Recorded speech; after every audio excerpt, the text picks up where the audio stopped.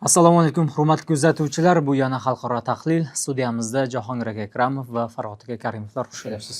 Rahmat, va alaykum assalom. Xo'p, dastlabki mavzuni Turkiyada boshlanayotgan NATO sammitidan boshlasak. Erdo'g'an Trampni ko'ndirdi borishga va shu jabhada G7 sammitini ozgina eslab o'tishimiz kerak. Unda Yevropa Trampni ozgina o'ziga og'dirgani haqida gapirgan, ya'ni yaxshi kayfiyatda o'tganda NATO sammitidan nimalar kutilyapti? Shular haqida ozgina bir gaplashsak, keyin savollarimizga o'tamiz.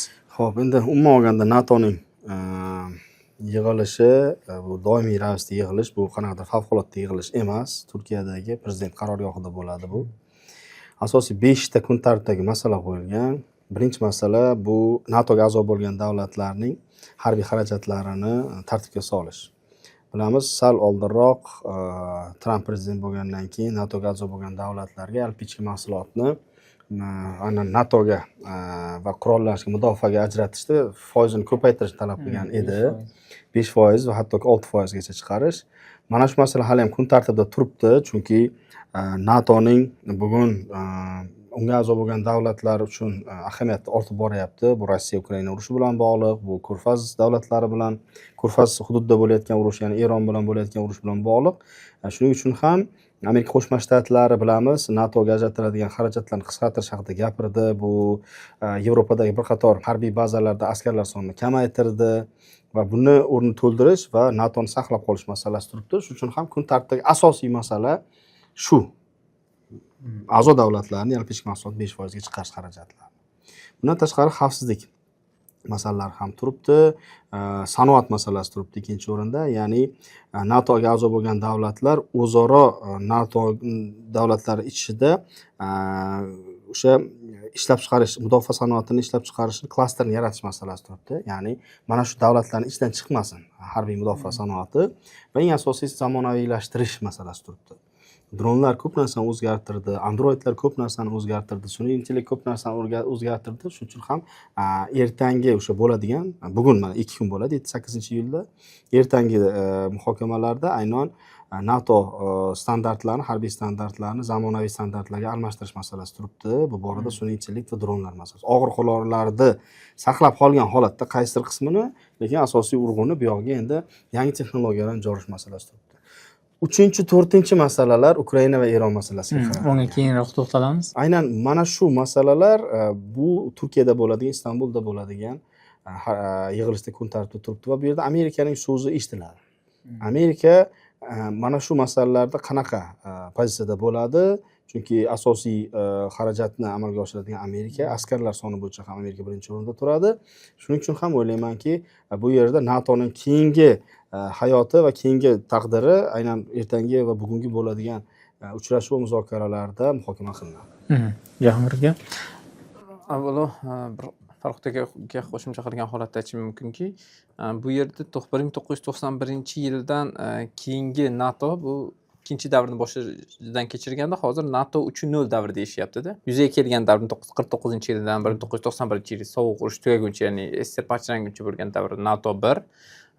1991-yildan to 2022-yilgacha yoki 23-yillargacha Rossiya Ukraina urushi yoki Yaqin Sharqdagi urushlargacha bu ikkinchi davr edi va uchinchi davrni boshdan kechiryapti va buni o'ziga xos xususiyatlari bor. Avvalo aytib o'tish kerakki, NATO sammiti ilgari sovuq urush davrida juda ko'p o'tkazilmasdi. Hozir 21-asrda shu holat bo'lib qoldiki, ya'ni aynan 21-asrda birinchi marotaba NATOning 5-moddasi ishga tushgandi-ku. 11-sentyabr voqealaridan keyin Afg'onistonga qarshi. Shundan keyin har yili sammit o'tkazish bir taomili yuzaga kelib qolgandi-da.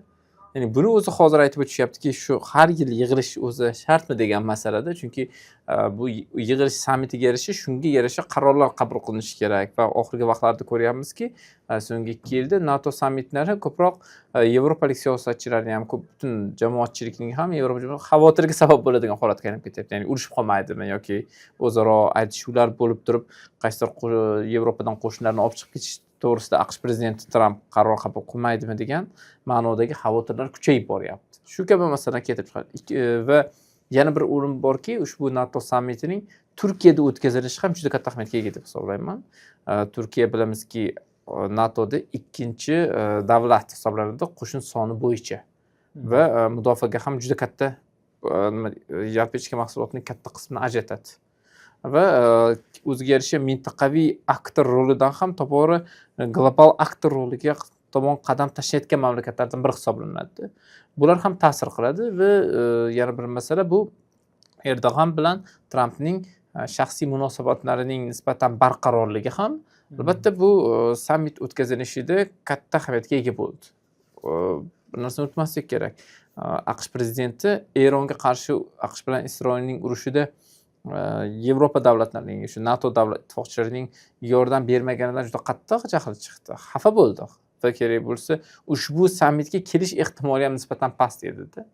Lekin pragmatiklarning ta'siri, shuningdek Evian uchrashuvida uni nisbatan ijobiy ma'noda ta'sir qilishga harakat qilganliklari va qaysidir ma'noda qisman talablarni bajarishi, ya'ni Yevropa davlatlari tobora AQShning Yevropada mudofaasiga sarflanayotgan xarajatlarni bir qismini qoplashga harakat qilishyapti. Masalan, Ukrainaga ajratilayotgan pullar pul tizimi orqali sotib olishayotgan shu kabi tizimlar orqali uni ko'ndira olish deb ayta olaman. Va hozirgi ma'noda NATO sammitidagi eng asosiy maqsadlardan biri bu mohiyatan, keling ochiq bilan aytganda, Trampni xafa qilmaslik. Shu sammitni eson o'tkazib olish. Hatto uning uchun muddatni ham qisqartirishdi. O'zi bir necha kunlab davom etardi. Kechki ovqat mana 7-yilda, keyin 8-yilda asosiy uchrashuv shu bilan yakunlanadi. Bo'lmasa bu bir necha kunlar davom etardi-da. Endi hozir Trampni bilamizki, ham saylovoldi dasturi ham jahon chempionati masalasida tezroq qaytish ehtimoli baland-ku, Qo'shma Shtatlar. Shularni ham hisobga olishdi. Bu Erdo'g'an ta'biri bilan aytganda, ushbu sammit NATO 3 boshlanishini mohiyatan asosiy qoidalarni belgilaydigan sammit bo'lish ehtimoli juda ham baland bo'lib turibdi. Oxirgi kunlarda Rossiya va Ukraina hujumlari almashishi tezlashdi. Shu tomondan aytish mumkinki, NATO sammiti qanchalik bunga ta'sir qila oladi. Ya'ni bir tahlilchilar aytdiki, aynan NATO sammitidan oldin Putin o'z ustuvorligini oshirish uchun har qanday axborot hujumlari uyushtirdi, ya'ni Konstantinovka olindi dedi va Ukrainaga zarbalarni tezlashtirdi, Kiyevga jumladan. O'zi qanchalik rol o'ynaydi mana shu sammit? Ukraina Rossiya urushi. Qarangda, taqdim etilgan va ishtirokchilarga taklifnomaga yuborilgan dasturda Ukraina urushi asosiy masala emas. Ya'ni ertangi bo'ladigan asosiy forum bu tinchlik forumi emas-da. Lekin Zelenskiy bilan ham uchrashuv borligi aytilmoqda. Bor albatta, kun tartibida Ukraina masalasi bor, Eron masalasi bor alohida. Lekin shu narsani ochiq aytish kerakki, ertangi bo'ladigan uchrashuvda, forumda Ukrainani urushni tugatish yoki bir yo'qlik qilish, Eron urush masalasida yakuniy qaror qabul qilish masalasi kun tartibiga qo'yilmagan, muhokama qilinadi. Ya'ni bu yerda pozitsiyalar aniqlanadi. Mana oxirgi holatlar, mana Ukrainaning faollashuvi, Rossiyaning Konstantinovkani olishi yoki frontda katta harakatlari boshqasini ko'rsatish orqali, demak, Yevropaga ta'sir qilishga harakat qilyapti. Ertaga mana shu NATOga a'zo bo'lgan davlatlar biz hali ham o'sha pozitsiyamizdami? Yo kimdadir o'zgarish bormi degan masala muhokama qilinadi xolos. Bu yerda yangi bir yordam paketi, yangi qurollarni topshirish masalasi yoki biroz oldin bir xabarlar chiquvdi, uzoq Rossiyaning ichki hududlariga kirib boradigan raketalarning ishlab chiqarish litsenziyasini Ukrainaga berish masalasi muhokama qilinadi. Yo'q, bu narsa muhokama qilinmaydi hozir. Bu yerda faqat va faqat tor doiradagi NATOning o'zining masalasi ko'riladi. NATOning Ukrainadagi bo'layotgan urushga munosabati muhokama qilinishi mumkin. NATOning Eron AQSh urushida yoki konfliktdagi munosabati ko'rib chiqilishi mumkin xolos. Nimaga? Nimaga unaqa deyilyapti? Chunki NATOga a'zo bo'lgan davlatlar aynan bu urushlarda uchinchi bo'lsa ham ishtirok etishyapti. Ya'ni yoki moddiy yordam berishyapti yoki ularning harbiy bazalaridan foydalanyapti yoki ushbu davlatlarda joylashgan NATO bazalaridan kemalar nima deydi, suzib yuribdi. Masalan, o'sha Fors ko'rfaziga ketishda ham bilamiz, NATOga a'zo bo'lgan davlatlar o'zining portnoqalarini bergan edi Amerika Qo'shma Shtatlariga avia tashuvchilari. Xuddi shunday Ukraina urushida ham shunday bo'lish ehtimollari bor va bu yerda nima qilamiz degan umumiy muhokama qilinadi. Kun tartibida aniq bir qaror loyihasi qo'yilmagan. Jahongir Bu yerda asosiy masalalardan biri to'g'ri albatta NATOning taqdiri masalasi bo'lyapti, lekin NATOning yagona pozitsiyasi haqida gap ketmayapti degan fikrdaman. Chunki NATOning umumiy pozitsiyasini shakllantirish masalasi haqida ketyapti-da. Chunki NATO ishtirokchi davlatlar o'rtasidagi so'nggi vaqtlardagi qarama-qarshilik kuchayib qoldi. Ayniqsa AQSh va boshqa g'arb davlatlari o'rtasidagi dunyoning ko'plab geosiyosiy masalalari bo'yicha qarashlar va asosiy masalalardan biri bu yerda Yevropa ittifoqi liderlari, ya'ni Yevrokomissiya raisi Ursula von der Leyen bilan Yevropa kengashi raisi Antonio Costa Economist jurnaliga ushbu NATO sammitidan oldin umumiy maqola chiqarishdida va unda bir sanab o'tishdiki, ya'ni asosiy xavflar bu Xitoyning kuchayishi degan masalani ham qaytib o'tishdi va Eronning yadro quroliga ega bo'lmasligi, ya'ni qaysidir ma'noda ular va Ukraina xavfsizligini ham shunga bog'lashga harakat qilishdi.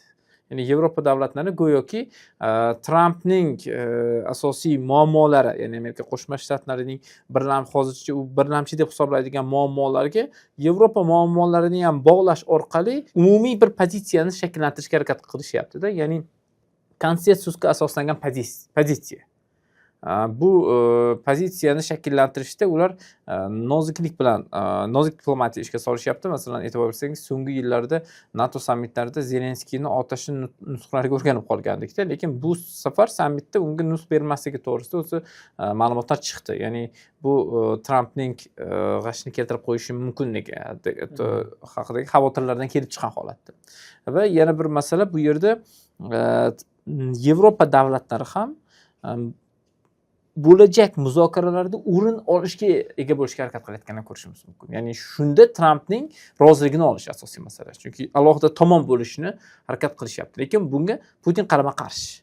Ya'ni Putin maksimal ravishda harakat qiladi. Mana e'tibor bersangiz, 4-iyuldan oldin ham AQSh prezidenti bilan bog'landi. Bu yerda Amerika Qo'shma Shtatlarini o'zini alohida tomon sifatida saqlab qolib va AQSh Rossiya muloqoti darajasida hal qilishga harakat qiladi va Yevropa ittifoqini AQShning nisbatan vassallari, Yevropa ittifoqi davlatlarining vassallari sifatida ko'rishga mohiyatan odatlanib qolgan. Mana shu qarashni o'zgartirish va alohida mustaqil tomon bo'lishga intilish Yevropa davlatlarining, hozir asosiy g'arb davlatlarining bosh manfaatiga aylangandir. Chunki ular tushunib turishibdi, Ukraina mojarosi bilan qoladigan asosiy xarajatdan ular to'lashadi.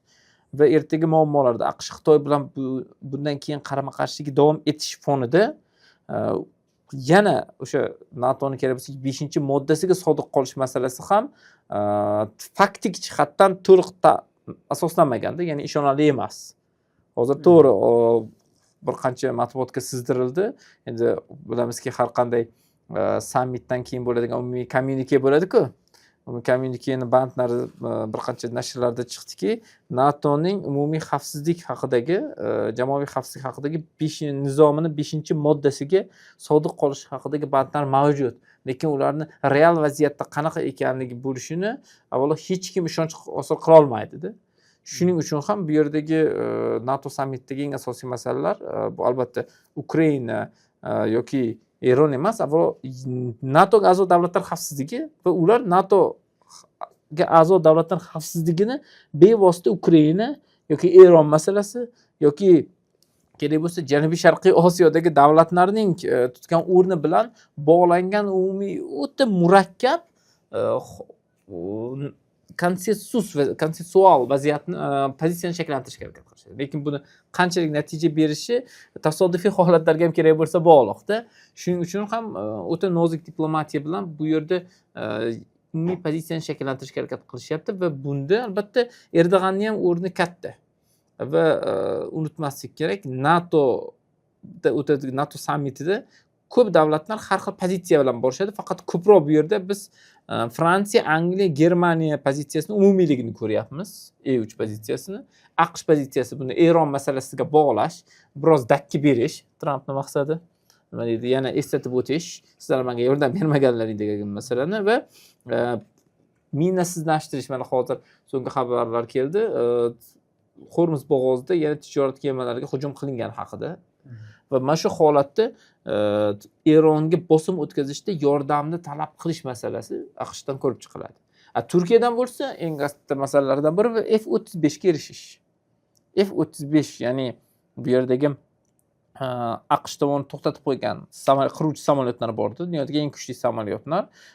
Lekin bu samolyotlarga ega bo'lishni to'xtatib qo'ygan, chunki S-400 nomli havo hujumiga qarshi mudofaa tizimini Rossiyadan sotib olgandi. Endi bu mudofaa tizimlari sotib olinishi endi shunaqa fikrlar bor harbiy ekspertlar tomonidan. O'sha yaqin atrofdagi o'sha umumiy bog'langan samolyotlarning alohida ma'lumotlarini ham, texnologik ma'lumotlarini ham razvedka qilishi va markazga Moskvaga uzatishi mumkinligi, ya'ni harbiy razvedka axborot xavfsizligi masalasidagi xavotirlar bilan bog'langanda. Shuni kerak bo'lsa Putinga Erdo'g'an so'nggi uchrashuvlardan birida qaytarib berish masalasini ham ko'tarayotganligi ma'lum bo'ldi yoki Hindistonga taqdim etish, ya'ni Hindiston Rossiyaga mablag' ajratadi, Turkiya bo'lsa buni Hindistonga taqdim etadi va keyin Turkiya qaysidir savdoda bu masalasini hal qilish masalalari bo'lyapti. Va yana bitta masala bu Turkiyaning Sharqiy O'rta Yer dengizdagi siyosatining yangi darajasi va bu yerda xonadagi fil borda, hech kim gapirmayotgan, lekin hamma shu bilan gaplashadigan asosiy mavzulardan biri, garchi bu rasmiy ma'lumotlarda qayd etilmagan bo'lsa ham, bu Isroil mavzusi. Ya'ni Isroilning endigi siyosati nima bo'ladi? Va uni Livanda tiyib turish masalalarini qanday ko'rib chiqish mumkin? Degan masalada Yevropa davlatlari pozitsiyasi bilan AQSh pozitsiyasi, Turkiya pozitsiyasining yaqinlashuvini ko'ryapmiz. Mana Makronning Suriyadagi tashrifida ham bu narsa muhim omillardan biridir. Chunki bu yerdagi savdoda, bu yerdagi yangi yo'llarni joriy etishda va Suriyada barqaror davlatchilikni yuzaga keltirishda Isroilning o'z shartnomada qo'l qo'ygan bandlariga rioya etish masalasi juda muhim ahamiyatga ega bo'ladi. Xo'p, matbuotga qaraydigan bo'lsak, Rossiyada bir necha jabhalarda baribir ahvol yaxshi emasligi ko'rinib turibdi. Masalan, neft obyektlariga berayotgan zarbalar natijasida yoqilg'i taqchilligi va kecha Qrimda, Sevastopolda o'sha elektr uzilishlari, odamlar chiroqsiz qolgani haqida ma'lumotlar tarqaldi. Endi bu oddiy fuqarolar o'z tanasida his qilayotgan bir urush oqibatlaridan birida, oddiy qilib aytganda. Va Kreml maxsus operatsiya deb kelingan jarayonni urush deb atay boshladi. Endi o'rtada urush deb ham ataganda rasman Kreml shunaqa bayonot berib chiqdi. Buni o'sha Yevropa tomoni qo'shilayotgani bilan izohladi. Bunga nima majbur qildi va Putin bundan qanday chiqib ketadi? Qarshi qurollar bormi?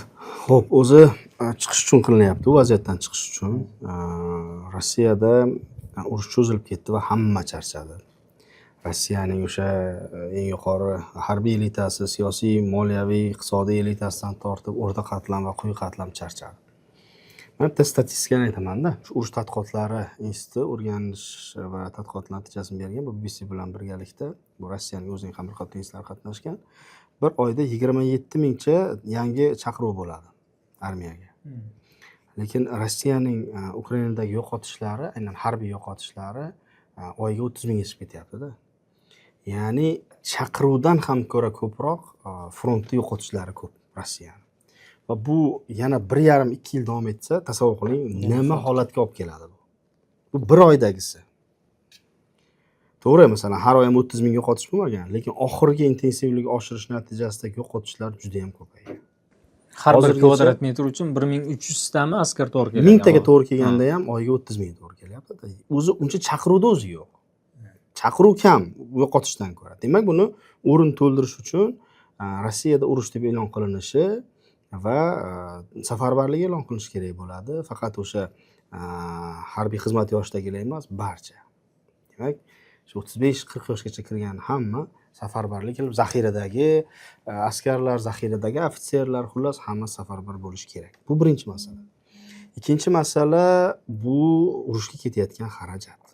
Hozir ochiq statistikaga ko'ra, hozirga kelib 65 milliard dollar Rossiya ushbu urushga xarajat qildi.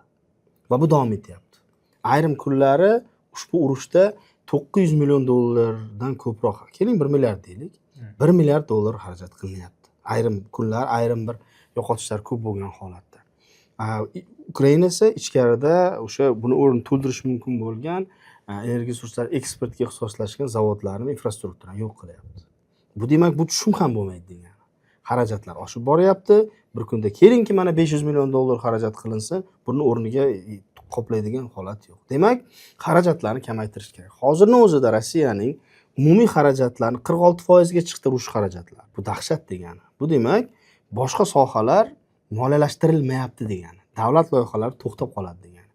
Endi buni shu holatda ushlab turish uchun demak, yana xarajatlarni kamaytirish kerak. Yana xarajatlarni kamaytirish uchun esa huquqiy jihatdan hozirgi bo'layotgan holatni demak, harbiy operatsiya emas, urush deb e'lon qilish kerak bo'ladi. Urush holatida harbiylar davlat o'sha asosiy hukumatdagi asosiy qaror qabul qiluvchi joylarga o'tadi. Hattoki bosh vazirning o'rniga demak, mudofaa vaziri va o'sha shtab boshlig'i demak, rahbar lavozimiga o'tadi. Ya'ni barcha o'sha transportdan tortib boshqasi uni qo'liga o'tadi. Hattoki o'sha odamlarni haydab yurgan avtomobili-yu, o'sha tashkilotlarning, hatto xususiy sektordagi o'sha avtomobillar, transportlar hammasi bu yoqqa yetadi. Chunki transport ham anchasi yo'qotildi. 4,5 mingga yaqin tank yo'qotilgan deyilyapti. Masalan, uni o'rnini to'ldirish kerak, avtomobillar boshqasi kerak. Odamlarning ham safarbarligi, odamlarning ham qo'ldagi masalan pulni safarbar qilish kerak bo'lib qolishi mumkin. Va uchinchi masala ham bor. Demak, odamlar boya aytib o'tdim, ruhan, ma'nan charchagan. Buni endi safarbarlik qilish uchun yana ma'lum bir davrda vaqtni yutish hisoblanadi. Ya'ni odamlarni biz endi oldin nima deyilardi? Oldingi o'sha qarashlarda, narrativlarda biz Ukraina bilan urush qilamiz deyiladi. Lekin oxirgi 2 yilda ko'ryapmizki, biz butun Yevropa va G'arb bilan 50 dan ortiq davlatni urush qilyapmiz deyilyapti. Ya'ni bu ichki muhitga ham, narrativga ham narrativda berilyapti-da. Ya'ni biz endi butun Yevropa bilan urush qilayotgan ekanmiz, butun 50 dan ortiq davlat. Endi faqat shunchaki harbiy operatsiya bilan bo'lmaydi. Buni demak, nima qilish kerak? Yoppasiga katta urush deb e'lon qilish kerak va hamma safarbar bo'lish kerak deyilyapti. Va G'arbga ham signal, demak, biz urush tempini ko'taramiz, chekininglar, bizni olgan joylarimizni bizga topshiringlar, Ukraina urushni to'xtatsin, hamma urush to'xtatsin va shu bilan to'xtaymiz degan o'ziga xos bir pozitsiyam hisoblanadi. Muzokaralar haqida gapirishni boshladi Putin, masalan. Va yana bir masala, oxirgi masala, bu saylovlar sentyabrda Rossiya Dumasiga saylov bo'ladi. To'g'ri, endi prezidentlik saylovi hali bor 2030-yilda. Lekin Dumaga bo'ladigan saylovlar oldi ham aholining hukumatga bo'lgan legitimlik darajasini ushlab turish. Ishonch, to'g'risini aytish kerak, oldingiday emas. Baribir Rossiya to'g'ri, masalan, ming quloq solgani bilan ham, ming bu urushga moyillik ortgani bilan ham, lekin umuman olganda unda ham hatto hukumatlarni o'zgartiradigan kayfiyat yo'q emas. Eslaylik, masalan, Yeltsinni ham aynan shu Moskvaning ko'chasi olib kelgan edi hokimiyat tepasiga. U tanklar ustiga chiqib Dumani GKCHPga qarshi aholi bilan qilgan ishi va shu kayfiyat hali ham ruslarda bo'lishi mumkin. Va mana shu bir qator sabablar borki, demak, Rossiya Kreml matbuoti va Kreml o'sha axborot tarqatishda yangi narrativlarni e'lon qilyapti. Bu ko'p narsa bilan bog'liq. Bu Rossiyaning masalan, o'zimiz ham aytamiz, masalan, og'ir qurollarni foydalanish mumkin deb, lekin bu oxirgi chora-da. Oxirgi chora va u oxirgi choradan keyin qaytib bo'lmaydi. Dunyo oldida ham, o'zining oldida ham. Masalan, Afg'onistonda ham qo'llamagan o'sha oxirgi qurollarni. Oxirida masalan qo'llash mumkin edi, lekin tashlab chiqib ketgan.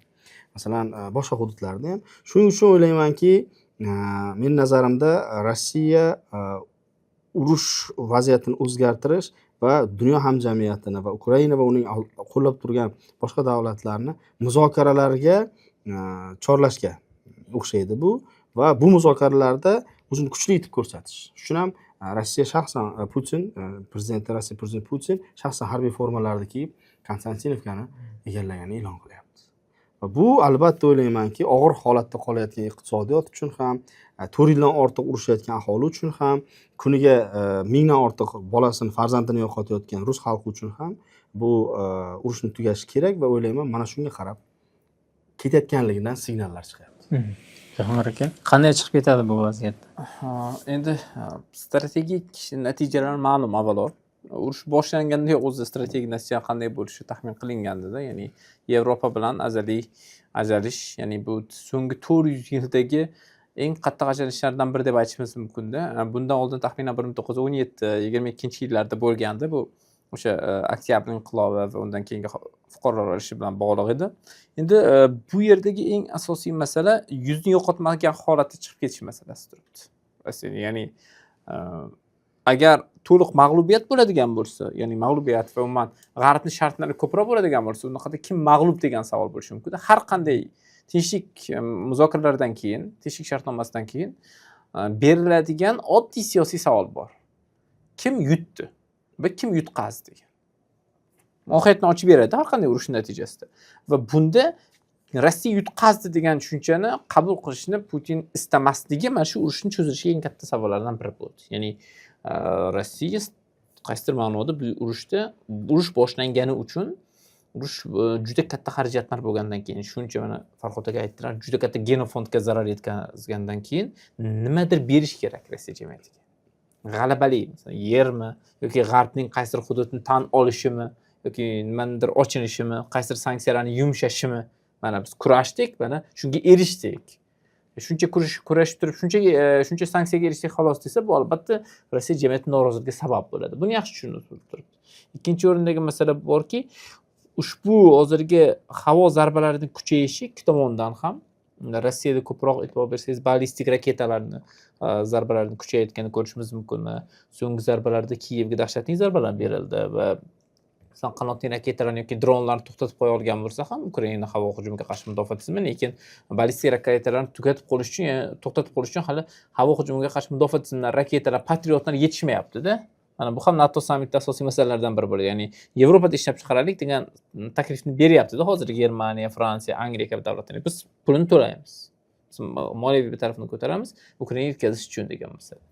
Xo'p, keyingi asosiy masala bu ikkala tomon ham muzokaraga kirishdan oldin go'yoki o'rnini kuchaytirishga harakat qilayotgandek. Ya'ni narigi tarafdan ko'ra o'zini kuchli ekanligini ko'rsatishga harakat qilayotganlar. Va yana bitta masala bu yerdagi asosiy qaror qabul qiluvchi shaxslardan biri Trampku, ya'ni Trampga o'zini kuchliligini ko'rsatish kerak. Xuddi mana NATO sammitidan oldin kuchayib ketdi bu kabi jarayonlar. Hakamga ikki tomon kim kuchliligini isbotlash uchun ya'ni bir kishilik teatrda o'sha kishini nimadir qarorda ko'rsatish uchun ikkala tomon ham go'yoki shuni ko'rsatishga harakat qilayotganda juda katta qonli nimalar bilan, qurbonlar bilan erishilayotgandek masala. Va Zelenskiy ham so'nggi bayonotlaridan birida, kechasi intervyulardan birida aytib o'tdi. Kurash ilgari dengizda va quruqlikda bo'lgan bo'lsa, endi asosan havoda hal bo'lyapti. Biz havoda ustunmiz. 21-yilda havoda ustunlik bu juda katta rol o'ynashi mumkin. Lekin to'g'ri, albatta Ukrainaning dronlar bo'yicha juda ham qudratli bo'lib ketgan tan olish bilan birga Rossiyaning ham ballistik raketalar bo'yicha imkoniyatlarini yetarli darajada ekanligini ham tan olish kerak. Ya'ni bu bo'yicha ikkala tomon ham nisbatan bir-birini muvozanatlashtiruvchi tarafga kelishdi. Mana shu ham muzokaralar o'tkazish uchun asosiy sabablardan biri bo'lishi mumkin. Ya'ni bir taraf ikkinchi taraf to'liq yenga olmaydi. Ya'ni bundan keyin kurash faqat resurslarni yana 20 yil urashasizlarmi degan savolni yuzaga keltiradi. Shuning uchun ham bu yerdagi asosiy muzokaralarda hal bo'lishi kerak. Lekin bir taraf borki, muzokaralardagi asosiy farq bu Rossiya tomoni Donbass hududini to'liq talab qilishi bilan bog'liq. Bilamizki, 2022-yil sentyabrda Donetsk, Lugansk, Xerson, Zaporojye kabi Ukraina hududidagi Rossiya tomonidan egallangan yoki ilgari o'zini mustaqil deb e'lon qilingan hududlarni Rossiya hududiga qo'shib olish to'g'risidagi qonun qabul qilingandi. Ya'ni Rossiya konstitutsiyasi o'zgartirilgan. Endi hozirgi holatda agar huquqiy kazusda, huquqiy siyosiy kazus, agar Ukraina talabi, Yevropa va Amerika talabi ham bo'ldi, urushni shu joygacha bo'ldi, to'xtataylik, muzlataylik, keyin muzokara qilaylik deydigan bo'lsa, bu yerda Ukraina Rossiya qonunchiligiga ko'ra Ukraina Rossiya hududlarini egallab turgan holat bo'ladi. Va Ukraina qonunchiligiga ko'ra Rossiya Ukraina hududlarini bosib olgan holat bo'lib qoladi-da. Ya'ni bu degani muzokaralar ham ochiq kechadi degani emas-da, ya'ni oson kechadi degani emas. Bu yillab davom etishi mumkin-da. Mana Qorabog' mojarosi 26 yil davom etdi. Oxirida nima bo'ldi? Yana qurolli kuch bilan hal qilindi-ku. Ozarbayjonni shu Qorabog' masalasini qurolli kuch bilan hal qilib, konstitutsion tartibni o'rnatgani bilan tugatdi. Ya'ni yana qaytib olishi mumkinligi ham masalasi bor-da. Hozir ikkala tomonni ham cho'chitayotgan masalalardan biri urush tugasa, xo'p, yo'qotishga uchrayman, lekin baxt yutaman, lekin bitta taraf bor, men-ku tayinlanaman, narigi taraf mendan ham kuchli tayinlanmaydimikin degan asosiy masala bor. Mana shu kabi qo'rquvlar urushni birdaniga to'xtatishga xalaqit beryapti, ayniqsa Rossiya tarafiga ham. Ya'ni ikkinchidan bu yerda meros masalasi bor. Ukrainada-ku bu tizim, ya'ni prezidentni almashaveradi.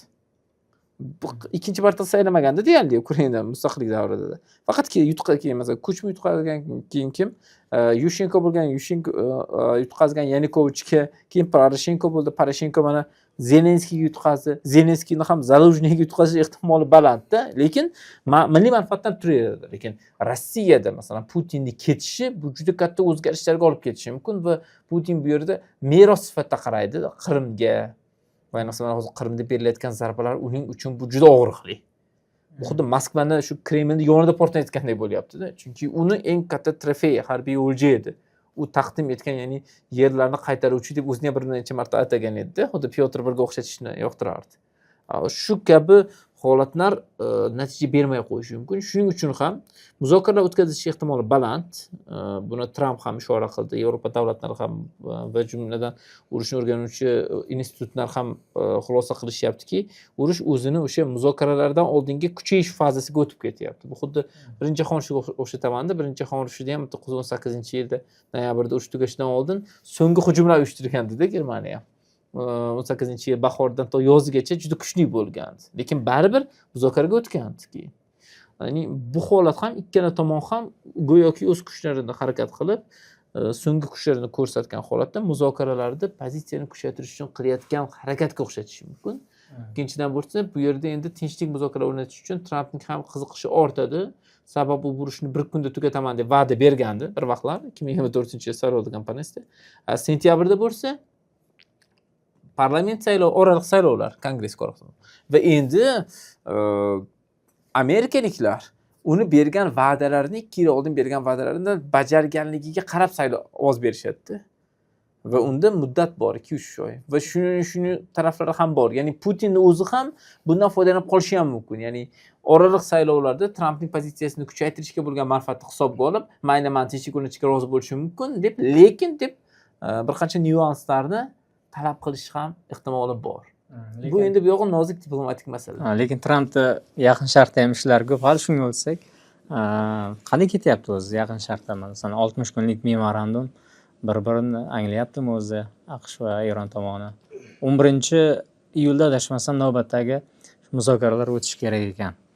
Yo'q, bu yerda anglash masalasida muammo yo'q. Ikki taraf ham asl nima xohlayotganligini anglab yetib turibdi. Eron kun ora bayon chiqaradi, kun ora o'zining pozitsiyasini e'lon qiladi. Biz AQShga baribir ishonmaymiz deb. AQShni bu masaladagi qabul qilayotgan qarorlaridagi o'sha noaniqliklar bor deydi. Buni nima bilan asoslayapti? Oxirgi 10 kun ichida Amerika Qo'shma Shtatlari Fors ko'rfazidagi harbiy bazalarini qurollantirish, zaxiralarini to'ldirishni shiddatini oshirdi. Hattoki ayrim ekspertlar aytayaptiki, urush davrida ham bunaqangi intensivlik bo'lmagan. Tez qatnab, bu nimaga ishora deyapti-da? Nimaga tinchlik haqida gapirib turib, Amerika Qo'shma Shtatlari harbiy bazalarini yana to'ldiryapti. Harbiy qurollar bilan, o'sha harbiy havo mudofaa tizimlari bilan, hujumga o'tishga imkoniyat beradigan ayrim bir tizimlar bilan, raketalar bilan, xullas qurol-yaroqqa yana to'ldirib qo'yapti. Askarlar sonini ham oshirish ehtimoli bor deyapti-da. Eron esa buni kuzatib turibdi.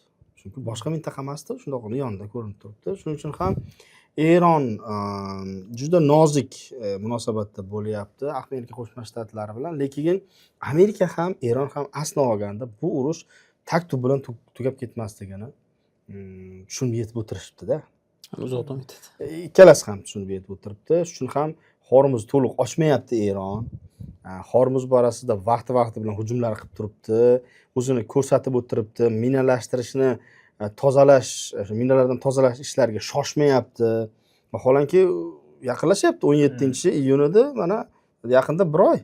Yana 1 oy vaqt qoladi. Bu ketishda bo'lsa, minalardan ozod qilishga umuman ulgurilmaydi. Shundoq ham ulgurish qiyin edi o'z 2 oyda. Mana shu holatlar bor, lekin nima bo'lsa ham umumiy bir-birini tiyib turish mexanizmlari bor. Hormuzdan Eron maksimal foydalanyapti. Amerikani va umuman Eronga qarshi bo'lishi mumkin bo'lgan kuchlarni tiyib turishni asosiy nozik anaqasini ushlab oldi-da. Kuraj deydi. Kurajni ushlab oldi Eron. Faqat yadro quroli bilan qo'rqitish shart emas ekan. iqtisodiy yirchagidan shundoq tomiridan ushlab olsangiz, uncha-munchasi o'zi qo'l oyog'i uyushib oldingizga kelar ekan.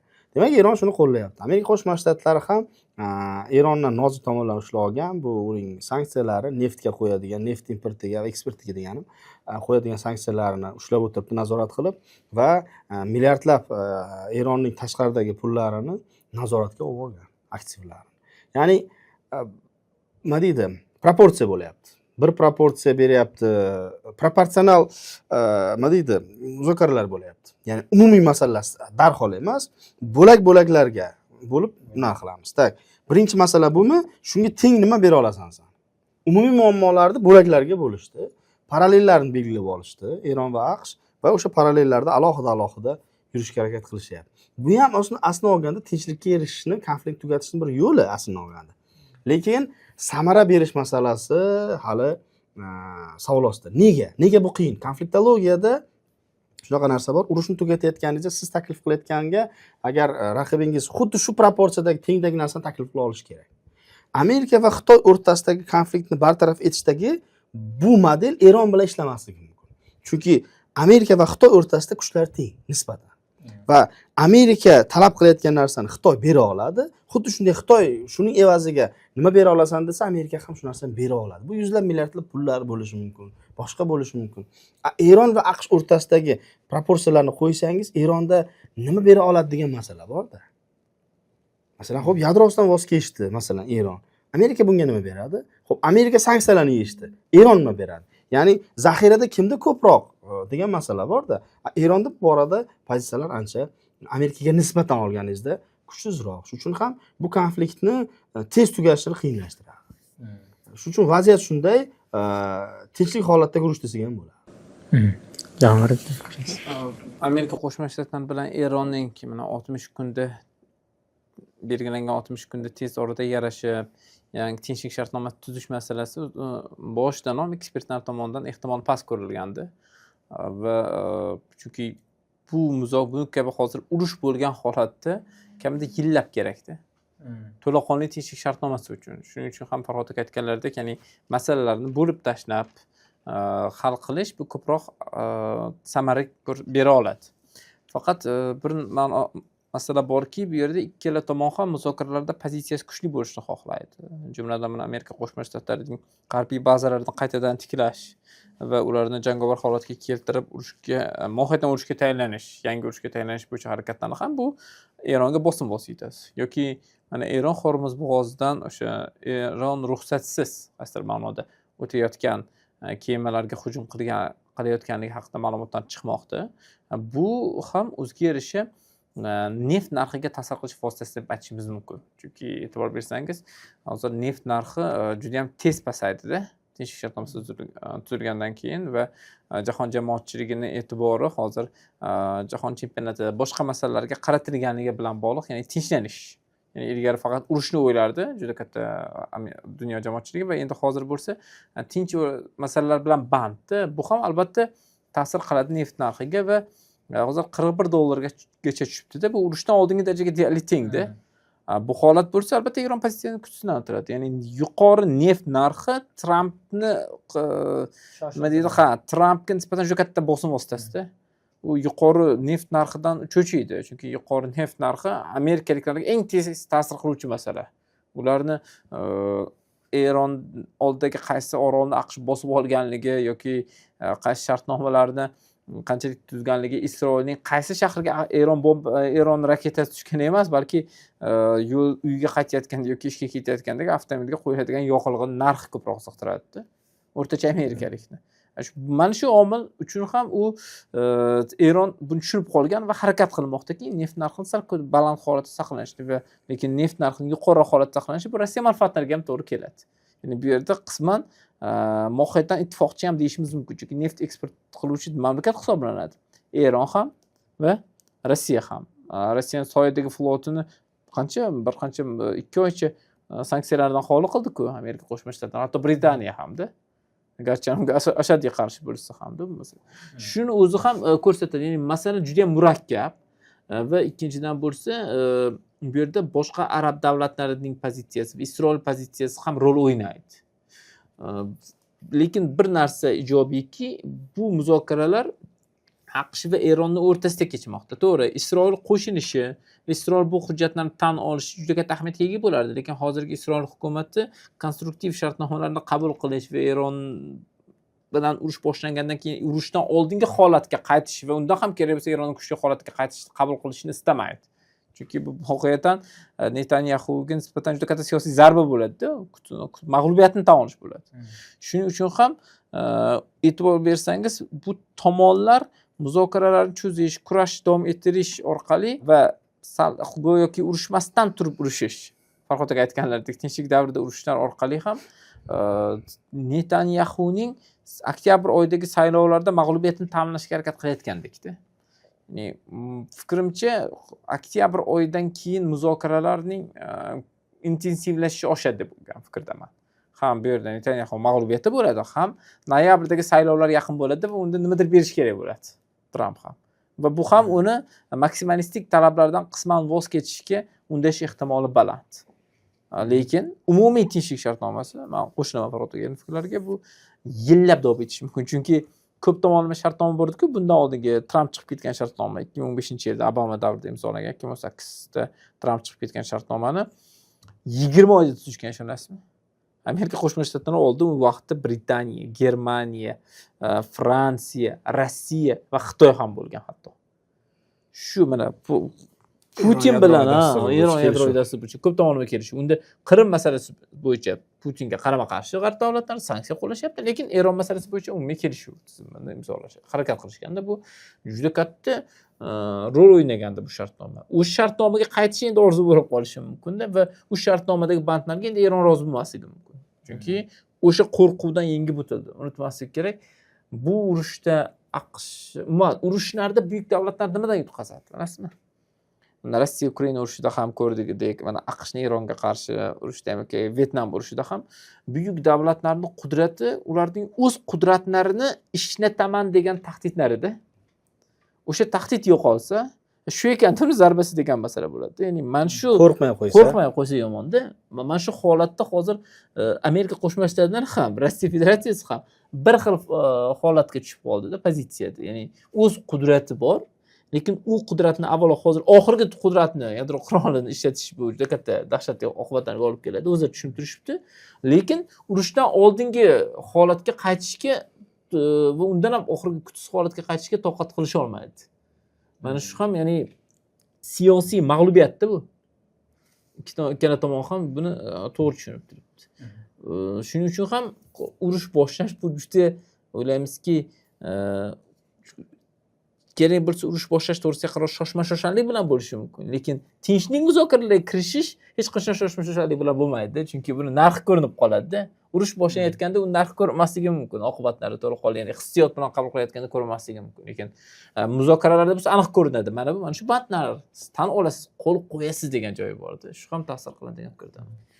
Rahmat, menimcha tugatgan bo'ladi. Bizda hozircha shular, mavzular doirasida fikrlaringizni izohlarda qoldiring.